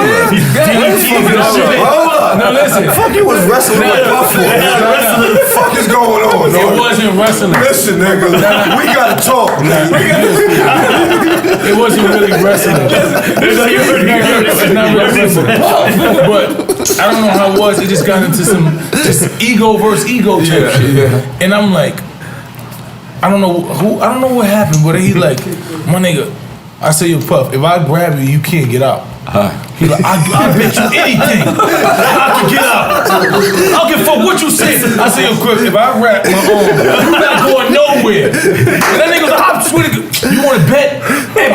I'll die before I don't get out. And you had Puff in the headlock. Not in the headlock, but I just wrapped my mouth. Bear hug. And that nigga was fighting for dead life. And I'm like, Puff, you're not getting out of this. I don't give a fuck who you are. I don't care who you are, my nigga. Right here. I gotta be good. So I'm holding. No, this is so real Puff was in the Bahamas with J-Lo in the bed. You never do that. Nah, that's not what happened. We not even do that. We was in the common area with all the fellas, and it was men against men, and the man told me that if I grab you, he was gonna get out. He's like, I bet you I'll get out. I said, Puff. So what do you want to bet? Like, what are you willing to bet? He said, I bet. I don't even know what we bet. But I know that nigga was on the floor squirming, and I was like, Puff, you're not getting out of this. Crazy. You're not getting out of this. My nigga, Imagine walking into that. he's like, yo, and I stopped. I said, yo, he's like, no. And when I let him go, he's like, nah, don't let me go. He's like, cause I would never stop. We would do that shit tomorrow. And he meant that. He meant that. I just looked at him and I was like, and I think from that moment we had a little bit more respect. Nah, he because meant that. It was like, but you know what I'm saying? Shout out to Puff, man. Because you know why? You know why, Mike? You know why? At first, when I was competing with them, I always wanted to say, well, fuck them niggas. Fuck a Nas, fuck a Puff, fuck a Jay-Z. Everybody. Right? But then when I started competing with them, I started to realize how important they are to our culture. Facts. So when I see a Nas, I always want to big him up. I always want to stop and give him a hug. When I see a Puff, it's the same thing. When I see a Jay, I always want to stop and just give them love, because the thing about our culture is we don't celebrate our culture. That's facts. Hey, tell him he gotta relax. And then grab the bottle. Even though we don't even want the bottle, just grab the bottle, Khalito. Just go out there. We have some disrespectful Puerto Rican shit. Yo, them Just two grab the niggas, bottle, even though we don't need it. N.O.R.E, them two niggas, Jay and Puff, Yes. them two individuals may Right. have probably 50% of the influence over the culture. This is what Two I'm saying. people over the whole culture. This is what I'm saying. So Word, like, yo. And finances at one of point, the I'm gonna be culture. honest and with they you. whole crew too, not to take So- nothing away from No, their team. all of them. you know? So, but at one point, I used to compete with them so much that I never actually understood their genius. Sometimes when you're trying to be on the same level with somebody, you don't understand it. Sometimes when you're blessed, you can't See someone else's blessing. you can't see somebody else's blessing because you're living in your blessing. That's right. So when I came up and everything was, you know, percolating and popping, I started to realize that, damn, all these years I fucked up. Cause I was trying to be the next Rockefeller. I was trying to be the next bad boy. I was trying to, and then when I really sit back and I said, damn, this whole time, Nas, I should have been bigging you up this whole time. That's my fault. That ain't his fault. Because if he don't fuck with me, that's his fault. But my fault is I gotta appreciate Chi Ali. I gotta appreciate Mysonne. I gotta appreciate. That's okay. This is Drink Champs. Change this form. we just do it. And that's what I want to continue to promoting. I want to continue to promote us, bigging up us. Mm-hmm. Because if we don't big up us, guess who's gonna big us up? Nobody. You motherfucking right. That's right. Not a damn soul. And everybody gonna eat. But the thing is, this is the thing about life. The thing about life is, me and my partner right here, we did this Drink Champ shit for 5-6 months and we ain't get paid a damn dollar. penny. In fact, I'm sure we owe $50,000. I'm sure that all the flights that we was doing, but we believed in it so much and we believed in hip hop so much that we didn't care. So by the time we did get paid, it was like, we definitely get paid. We didn't get paid what we put out, but it didn't matter. You know what matter is? He loves hip hop. This nigga's a hip hop nigga. This nigga probably got your shit on vinyl. No, for sure. I do. I definitely have. He got your shit on vinyl. Nah, but that's dope. But that's the To see your DJ. grind pay That's off. the DJ. And I'm the artist. And the thing is, who better to represent our culture than the artist and the DJ? That's right. The artist and the fucking DJ. So the thing I'm trying to tell y'all is, if you never felt appreciated or you never felt like what you did for hip hop didn't matter, I'm gonna tell you today that it motherfucking did.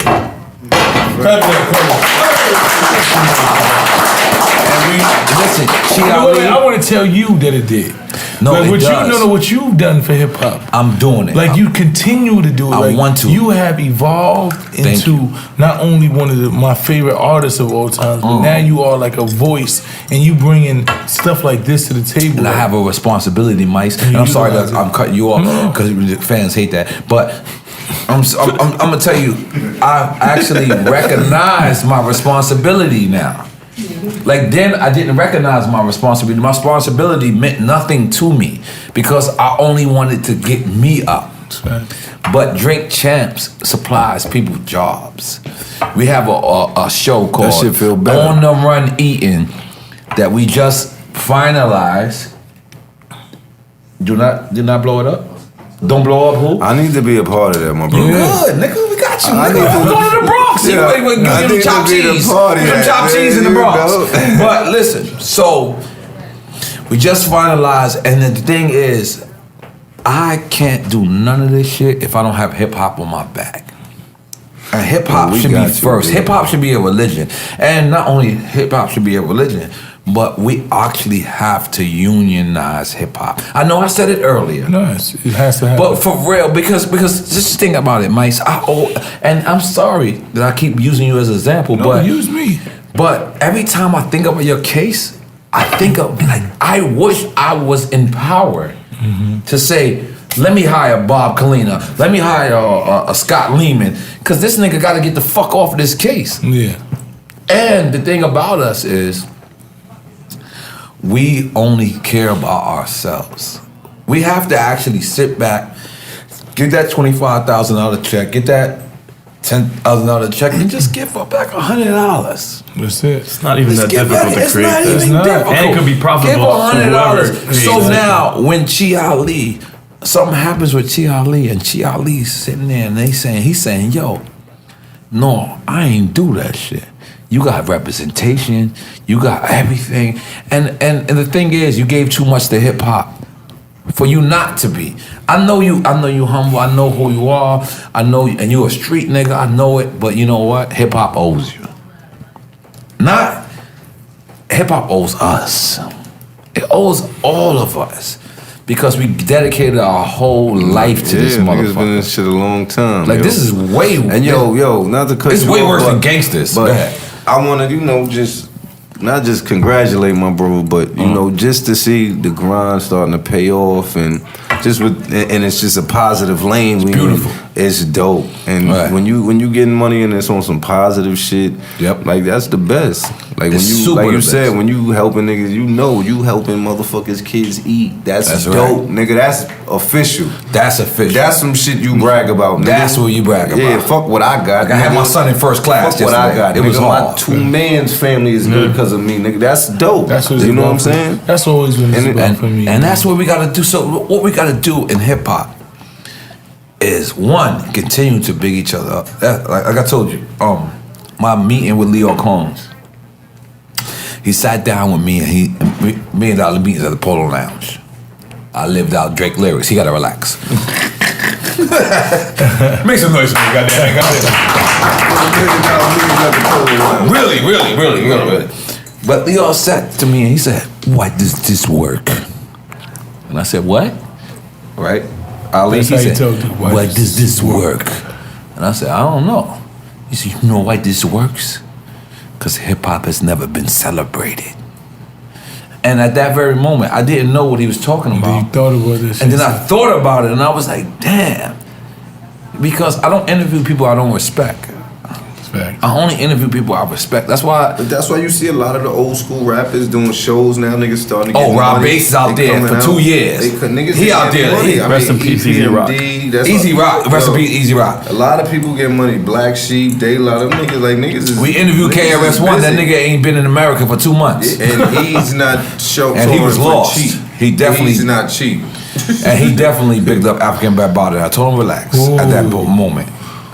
It was a new situation at the time. No, I'm not even mad. No, because I had to get on some bullshit. No, I had to get on some Nah, cause bullshit my about man it. B, get B Nah, on the nah, we camera. not- I had to get on some He used to be bullshit. talking that Zulu Nation shit. I want to know what's going on. Yo, I had to get on some bullshit. I was Because just I said, nah, I said, listen, we can't do that. I said, Chris is one of my, but Chris, you can't say that. You can't, Okay, you can't RS. just, you can't tell. What he said, though? What did he say? It was a new situation at the time. What did he say? In his defense, what Said happened it doesn't was take away from his legacy. yeah. So what basically. happened was this, because it happened on Drink Champs. So let me finally clarify. What happened was I asked KRS. I said, "Yo, what do you feel about African Bambaataa?" And he goes, I don't give a fuck about controversy, right? He said, that's not gonna take away from what he gave to hip hop and what he gave to me. But in his defense, the nigga was coming off of a boat. So he didn't know what African Bambaataa was accused of. Yeah, it was all. You understand? Okay, so when I asked him that, all right. you know, I'm gonna be honest. I don't get nothing out of this. But when I asked him that, when he said that, I was like, oh shit. And I didn't want to be like, I didn't want to stop him and be like, yo, he's accused of fucking bullshit. Like he said he didn't know all the facts. He didn't know all the facts. So, but what happened was, big up the Star and Buck Wild, big you up. But he took that one part and he destroyed him. Yeah. Like he just, because he, and in Star's defense, he was actually right too. Because he did say that, but he didn't have the facts. Right. Yeah, like he didn't have the facts. And me, I'm on Twitter all day. I'm on Instagram all day, so I understand. But when Chris said that, I knew. I knew he didn't know what was going on. Now he didn't know. You can't take away from his music. Whatever. You talking about Bambaataa? Yeah. Nah, you can take away from his legacy. The legacy, fuck his legacy. He told us your legacy. I'm talking about you can't take away from his music. Yeah, if you like a song, you like a song. That's why I don't understand him taking OJ's trophy. How the fuck you gonna take the trophy? No. Listen, if they find out that a baseball player is using steroids, they take all them accolades back. So the same shit applies in hip hop too. Yeah, but he cheated the game. Then you cheated the game too, because you made the game. He cheated the game of life. No, I feel what you said. I'm talking about his music. If you liked one of his songs, and didn't know who it was, you should still like it. No way, because if I like this song, like I told you before we started this.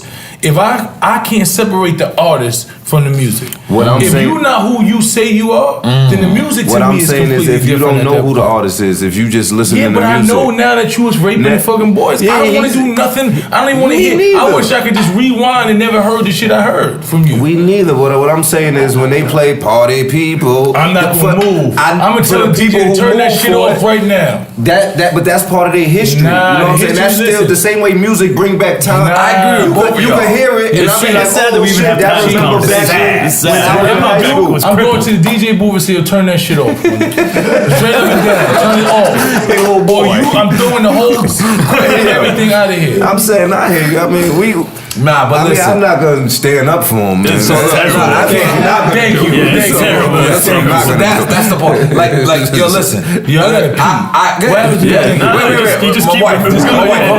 Hold on. Knock on the door.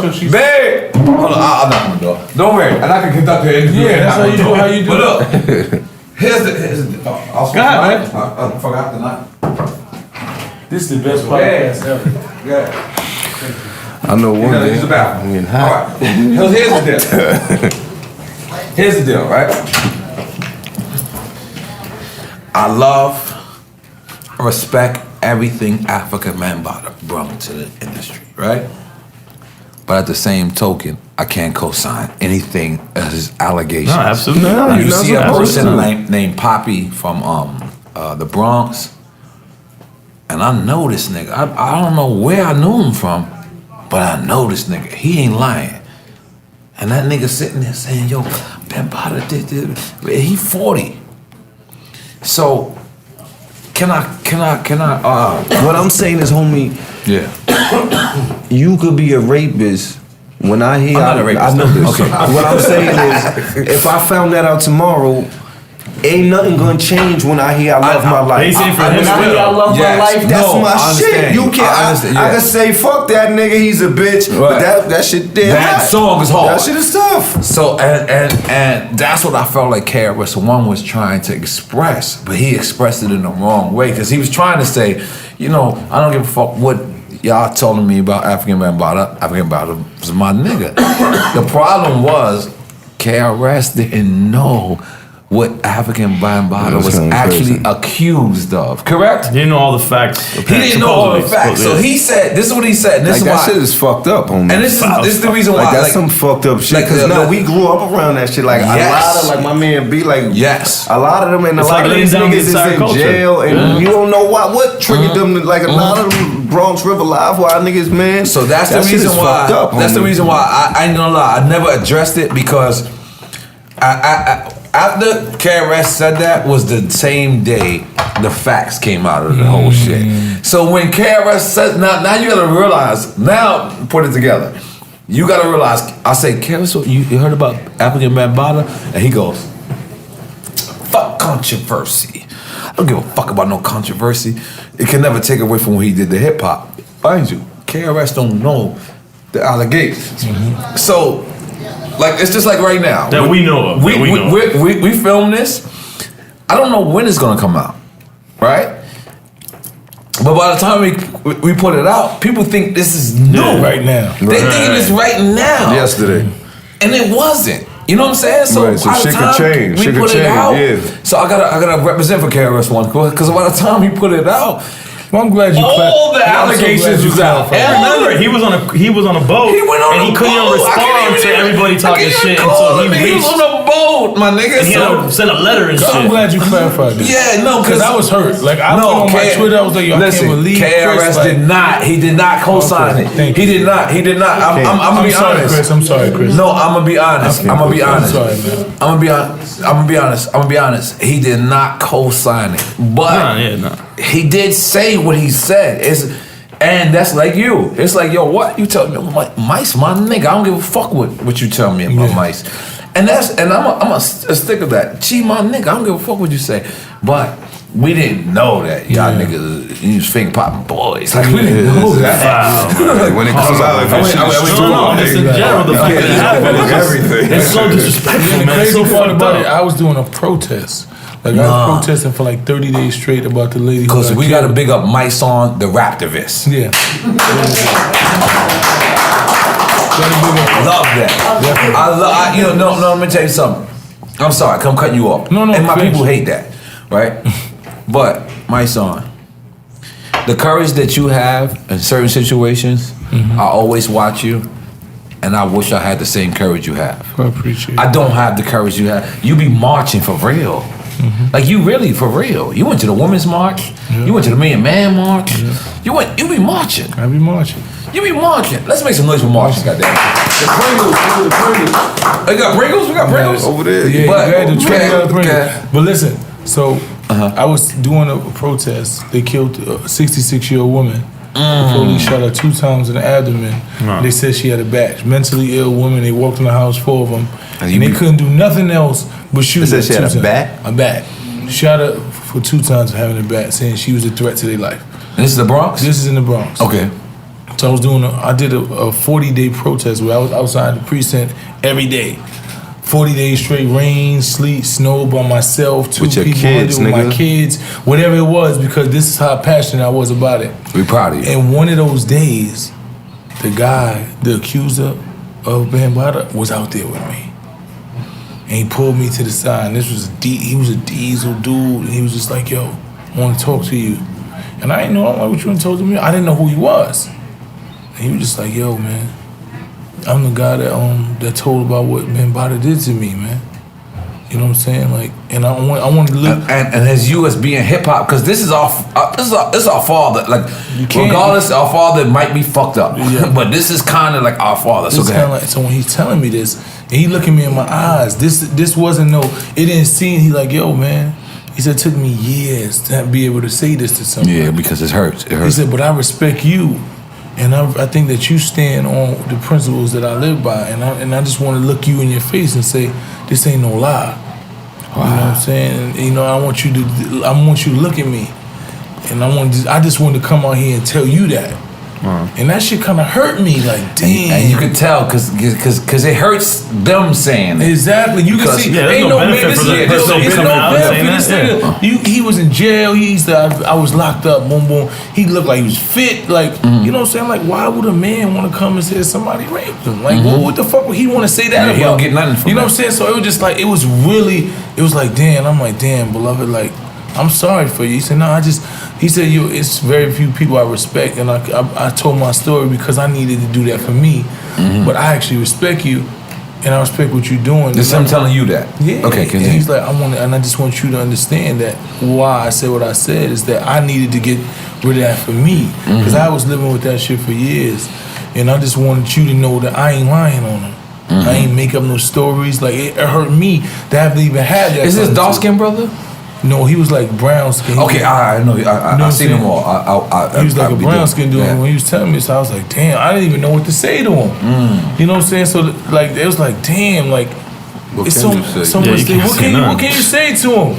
Like I'm out there fighting for the lady, and you come with that. I was like, damn, that's a whole nother fight. And he's now. marching with you. He was out there marching with me. With you, yeah. You know what I'm saying? And it just was like, damn, man. It's just like I didn't even know. I was at a loss, and I'm usually never at a loss for words. I found some shit. I would have been at a loss of words, and I was at a loss, man. So when Chris said that, thinking about all that shit, it was just like, come on. Chris. Oh, so I just want to clear that up. I had to clear it up because I'm glad you said it. Because I was like, yo, Chris, I ain't gonna lie. Even when I heard it back, I was like, damn, this just seems it seems fucked up. But the thing about it was, we didn't even have all the details.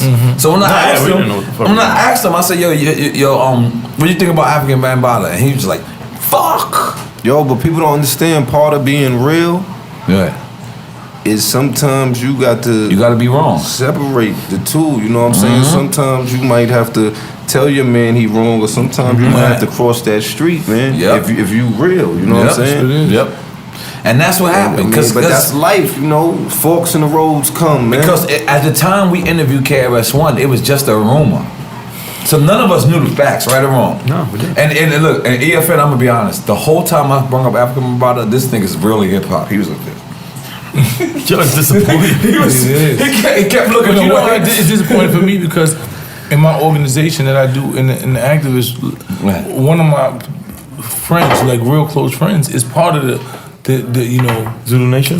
No, we love Zulu Nation. Ain't that shit? Exactly. So it hurt him. Nothing should change for Zulu Nation. Never you should not. And what it's done, the impact. It's one person. Like nationally. That's it. That's it. Like that's why you follow the message and not the messenger. That's why you motherfucking right, Chi. But that's why if you see something in hip hop and something in hip hop is not wrong, you can't blame the whole hip hop generation. You can't do that. You can't.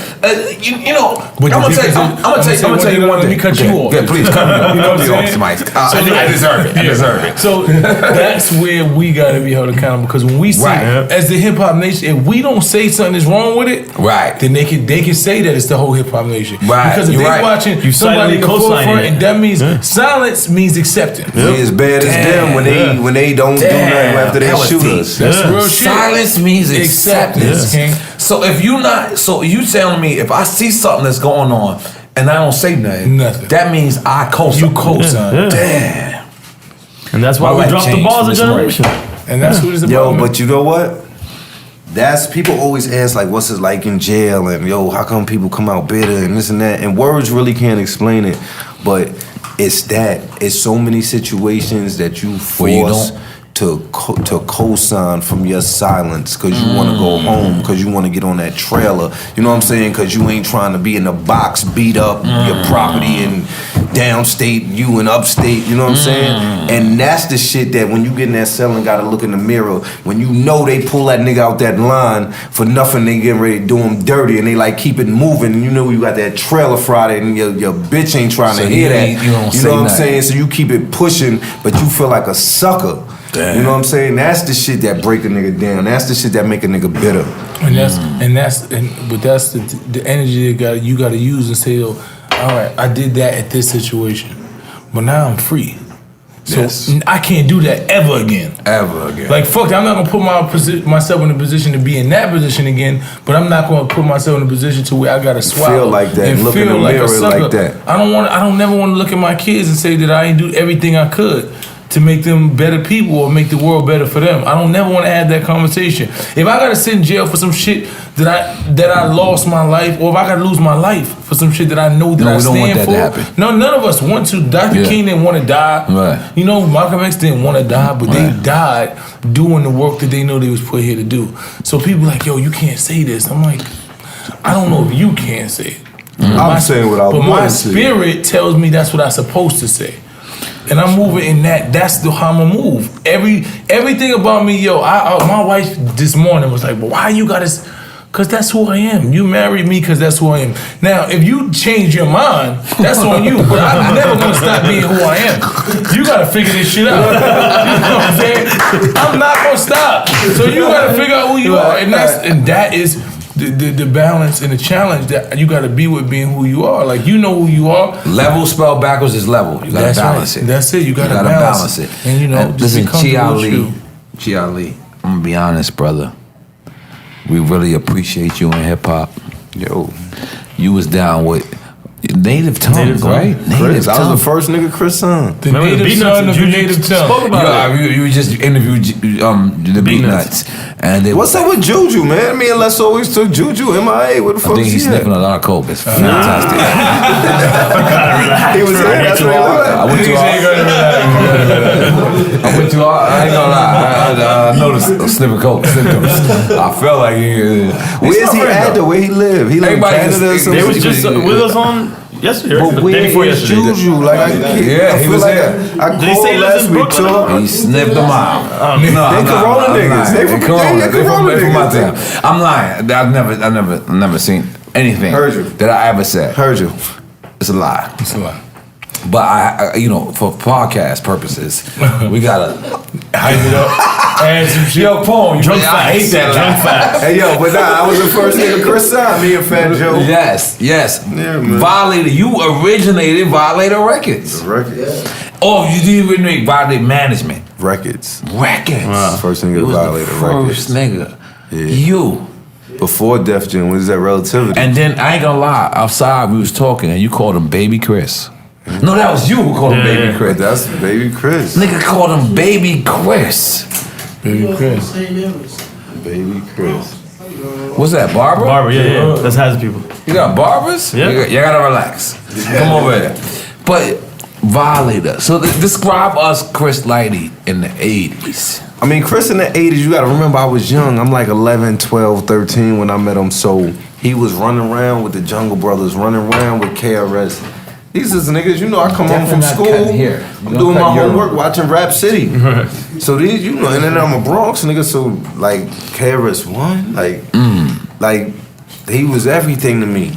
KRS? And KRS, I'm from the Queens, Jungle and Brothers. KRS was everything to me. KRS, the Jungle Brothers, and like when I and met he got Chris, the most disrespectful record Chris ever. just, yeah. How you got the teacher with the most disrespectful? He got the most. Let me tell you something. I listened to Bridges Over the other day. I wanted to shoot myself and big myself. Yeah, you don't know what to do. Like, I was like, because that's KRS, man. Well, so I grew up to them, and Chris brought me around them. But how did you meet Chris? Through Latifah. Latifah was living in Co-op. Come on, you just put it out there. The average nigga don't got Latifah. You can just say Latifah. Like, Now they all was in the Bronx because Allison and Kika, her dancers, lived in Co-op. And it was like a summer live. Co-op City. Yeah, in the Bronx. Okay. So I'm from You know why I know Co-op City? Because y'all the only other hood that got terraces. And we got left rack got terraces. So I always remember Co-op City was my niggas. So like, them niggas got terraces. Summer though, she was living with her dancers that summer. Everybody was coming. Like her dancers was bad. You know, I didn't know it then. I was young, but they was She probably was getting smashing? around a little. She You know, was no, but not every like special ed, EPMD, the Jungle. Everybody. Wait, come on. Everybody was coming through. History, Homie. look. He tried to just walk past He that. tried to walk past the history like that. You better relax, Chi Ali. Chi Ali, hold on. Did you say you was EPMD? What did you say? All of them used to be up there. So I'm 11, 12, all of these niggas coming through, and you had good hair. You had good hair. You had good my hair. older brothers, they went to high school together. So it was Chi, you coming upstairs, we cooking. All right, go in the living room, we smoking. That type shit. So I used to just be around and want to touch Moni Love butt. I had to crush on Moni Me back too. in the Shout day. out to Moni. Pick up Moni Love. Moni in the Everybody middle. had a crush on Moni in the Moni. middle. Yeah, Moni was. She's and then still she had looking this good, silly too. accent. She's still Moni, looking I know good, Moni, too. Right, Yeah. my baby. So it was just that's how I got up with Chris, because they would be there, him and Shakim. I was real close Big with up him. I Shakim, was Flavor probably, at Unit. one time I probably was He close running with Netflix Shakim. right now. Oh, really? I need to get with Shy. Yeah, he and running Live. Netflix right I now. need Shy Live. Yeah. We gotta do the Chi Ali I'm a story. life preserver. No, we gotta do the Chi Ali story. We gotta do it. We gotta do it. Gotta Get do off it. these streets. We gotta do it. But from that, me and Chris just developed a relationship, just running around. Like, they was girls, so a lot of times he'd be like, you coming with me? When he'd be over there, yo, I'm going over here. I'd be like, all right. And then did a show with the Jungle Brothers at the Apollo. This nigga just falsing on us. Did you see his history? He just hit us with mad history. You can't quick. I was like, that's what I'm doing. But you look at his history. But the crazy, I'm glad I started young because I'm not as old as I feel like I should be. You know what I'm saying? Like, I feel like most of them niggas is closer to 50. Yes. And I'm 40. So. You 40? Yeah, I'm 40. I'll be 40 this year. I'll be 41 in a few days. Oh, you 1 year older than me. I'm 11 days younger than Mice, though.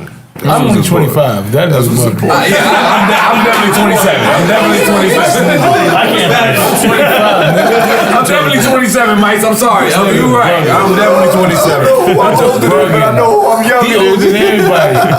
Listen, this nigga bugging. I'm 25 years old. Listen, let me tell y'all something. So how did you meet Black Sheep, Dress and Black Sheep? How did you? Through Chris. At the time, I think when I signed, Chris was managing them. I think he had helped him get the deal at Polygram.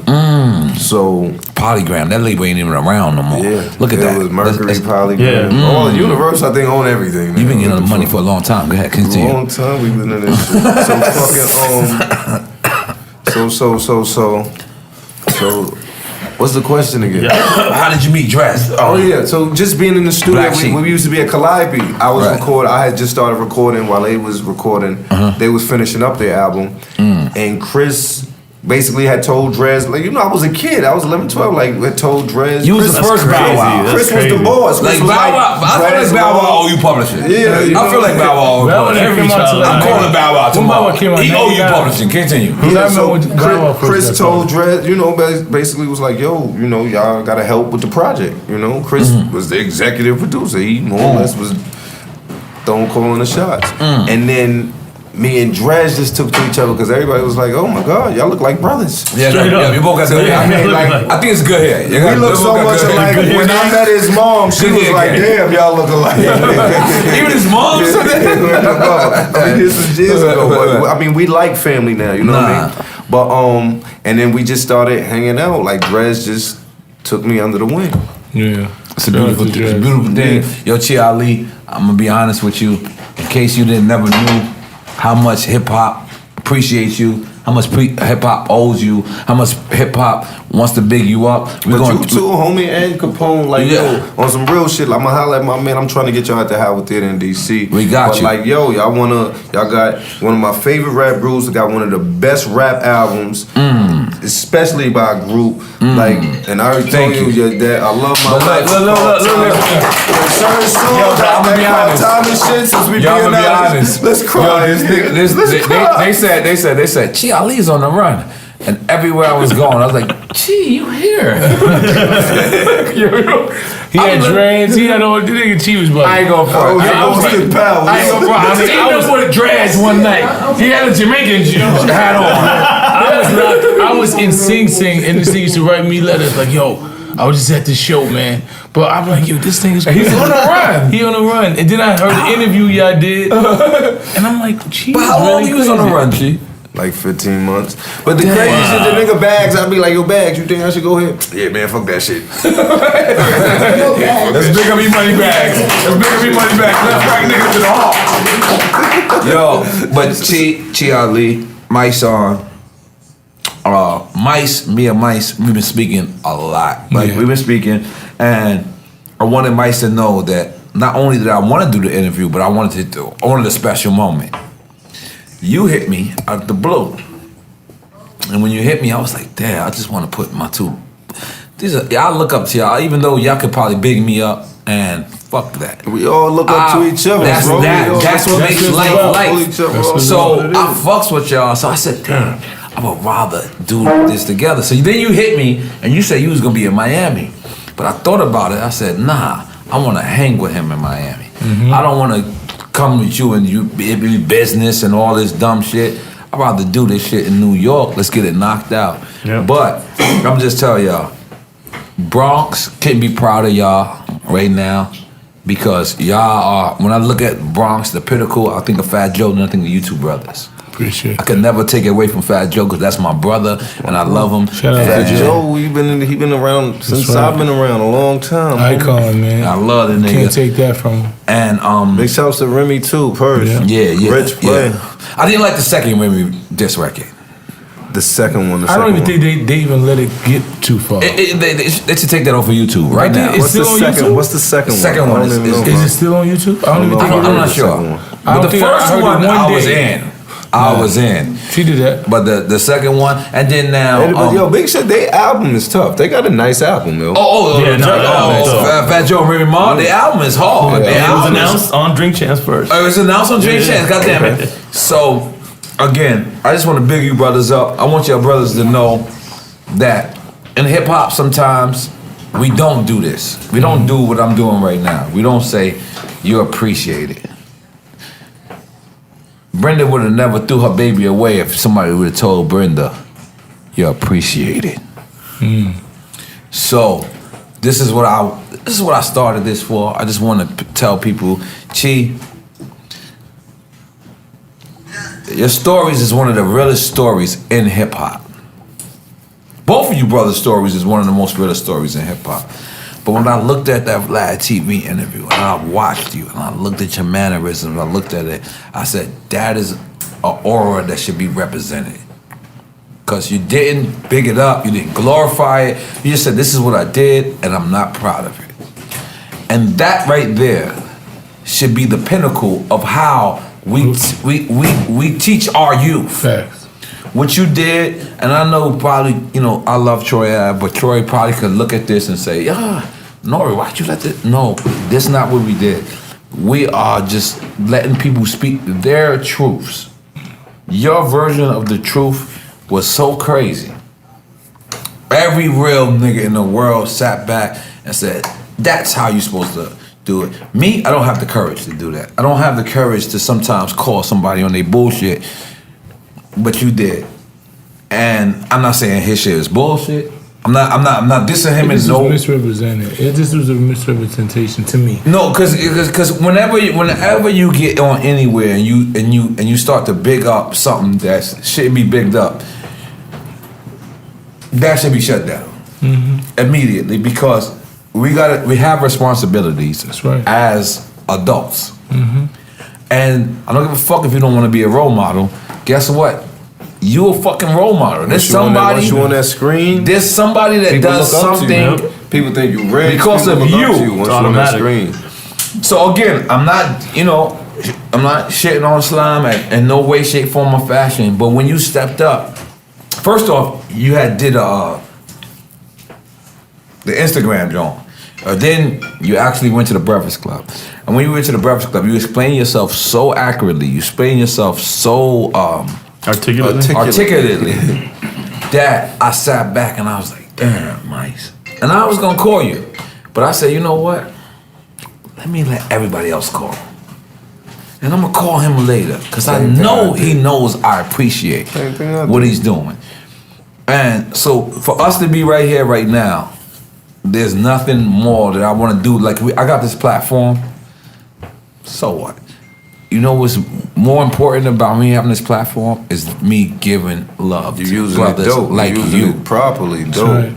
I don't want to interview these new guys. These new guys, they got one record and they want to, fuck them niggas. I'm sorry, you gotta earn your shit. That's right. To come over here. The new guys? Fuck the new guys. Y'all ain't even on here. I can't see. Really? Please don't say the word hate. That shit is so oversaturated and misused. Yo, listen, Mice. Can I say one thing? Let me say one thing. These are my new. No, you're not. You gotta relax. I gotta say something for the young niggas. All right. The young niggas gotta relax. I understand. I don't gotta. He gotta care. I don't even gotta be on camera, but I understand that. It's not the what y'all say real hip hop or the original hip hop. No, that's not. We never said that. We never said that. It's all hip. We never said that. I'm saying overall because they be saying, people be saying. No, niggas never said that. They do. A lot of people do that. Right. I feel like this shit saving their lives to a certain extent. So like niggas getting out there getting like.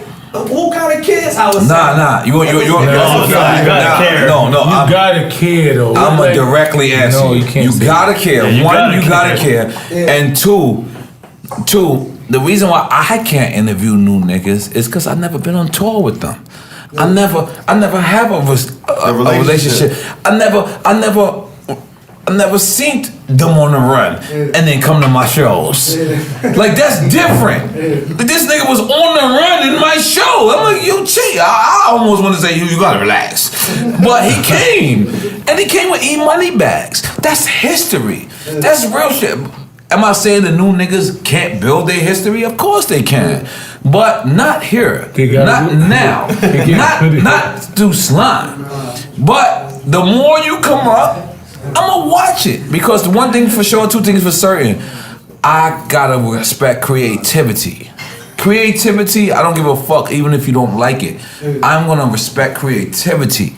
You're expressing yourself. Cause it's expression. Differently. That's people gotta earn shit too. But people gotta earn it. So the thing is with me is I actually had a manager. That nigga that he's talking about, when he say Chris, I actually had a manager that actually cared about my creativity and he actually cared about my financial. That doesn't exist no more. Facts. These niggas don't give a fuck about you. These niggas gonna come, they're gonna say, all right, cool, you got a good record, you bad and bougie, and that's it. So what I'm trying to say is I wanna big up the people who survived the era that I survived. That survived the fucking shit. And it ain't about financial. It ain't cause you can survive and you can still be down. I wanna respect the people that went through what I went through and more. And they stood there like a man because it's so terrible. This business is horrible. It's so horrible. I'm gonna tell you, I'm gonna laugh, I'm gonna smile for you, but as soon as the camera go off, this shit is not that way. So when I smile, when the camera's off, that's genuine. But you ever seen Kanye? You ever seen him? He be like, then he see the camera on him, be like, you know what that is? That's pain. It's pain because he been fronting so long. I'm not saying front like in a bad way. Oh, look, is chain work again? You can't wear your jewelry in Queens no more, City Boy D. They try to snatch him. They whipped him out. They whipped him out. But they try to snatch your chain. I come to Queens anytime, all the jewelry. All jewelry? All right, cool. No problem. All right, you gotta relax. Yesterday it was rough for you. No problem. Let's make some noise with City Boy D. But listen. Got it, Shyne though. No, he got his shit. Yeah. Oh, we gonna kill him. Heard that, nigga. Whoever, I walked over there, but my Bronx nigga, Mike Booth, he never put me in a headlock. He put me in a headlock yesterday. He was like, everybody, you the only one that can't swing. I'm like, all right, but listen, hip hop deserves to continue to celebrate hip hop.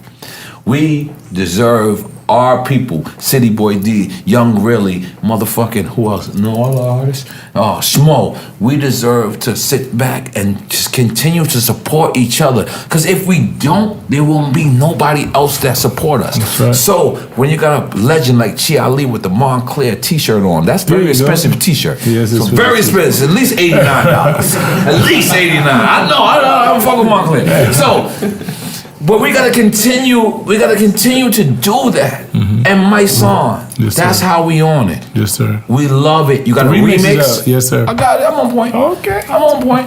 I got my media game together. Got a little bit. Got my media. Oh, me and Mike's got a record.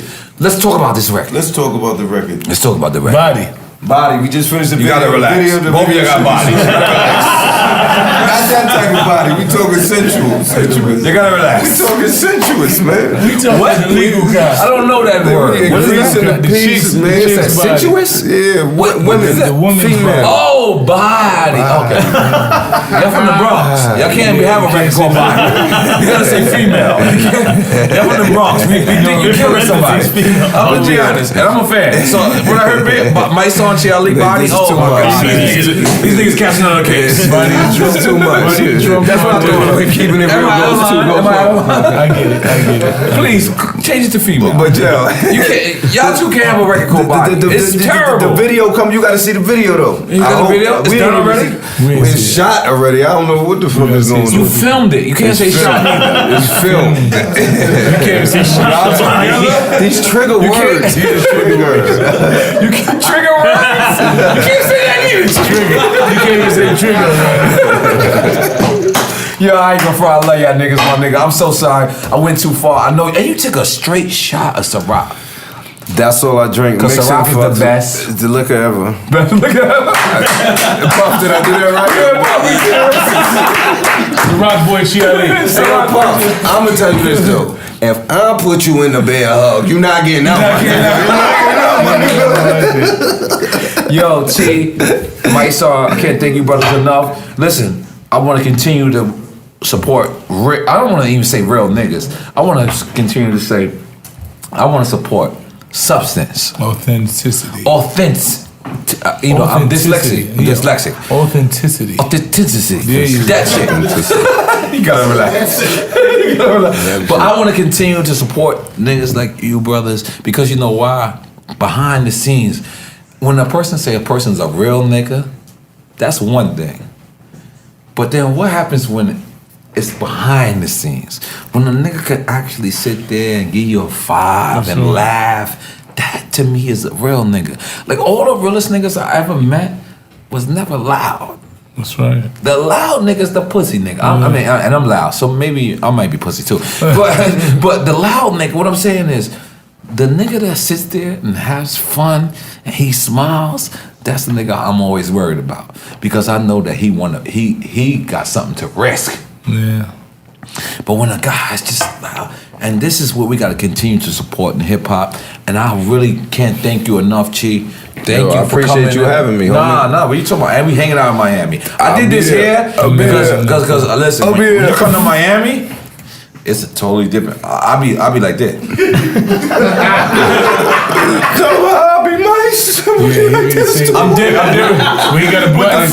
I'm different in Miami. But Mysonne, Chi Ali, I can't thank you brothers enough because you know what? I'm gonna continue to do what I gotta do. That's how we on it. The remix is out. Body coming soon. Female videos coming. Click the link in my bio. Chi Ali BX, Mysonne NY General. Shout out to your Instagram. Chi Ali BX, Mysonne NY General. Yes, sir. Look at you. There you go. That's how you know. I know you. That's teamwork made the dream work, baby. We gotta make it happen. And if the Bronx is not, if you felt like the Bronx wasn't alive, the Bronx is alive tonight. Wow. Today, the BX reigns supreme. Yes, sir. Other than the Bridges Over record, I kind of still don't. I don't really like that. Big shout out to my brother Showbiz. Yeah, big up Showbiz. That's my nigga. DITC. You been to the studio? DITC. Have you been to? They get shit in the been telling me to come. This shit is dope. They've been telling me that studio is $1 million studio in the Bronx. I told you. This shit is tough. Yeah. All right, you gotta This shit is relax. dope. Listening parties, all of that. That's my nephew. I'm sorry. I gotta be harder than your nephew. You gotta be harder than your family. Got to. But thank y'all once again. And we're gonna go on the balcony and smoke, cause Chi been wanting to smoke this backwood forever. Yeah, he can't wait. Yo, you be like this, my nigga. I ain't gonna lie, this nigga is like trigger. I'm over here getting wet right now. And you drink it straight. I ain't gonna lie, I was worried about the you. liquor fuck with Cause I'm not even drinking with my straight. stomach. That shit. I'm a drink champ. I'm an alcoholic, and I'm not even drinking straight. When I looked, I said, "Damn!" But I wanted you to get drunk, cause that's my whole thing. But at the same token, as a friend, I was worried about you. You good? I'm here. Let's do it. I'm not drunk. Drink champ! I went too far. I gotta relax.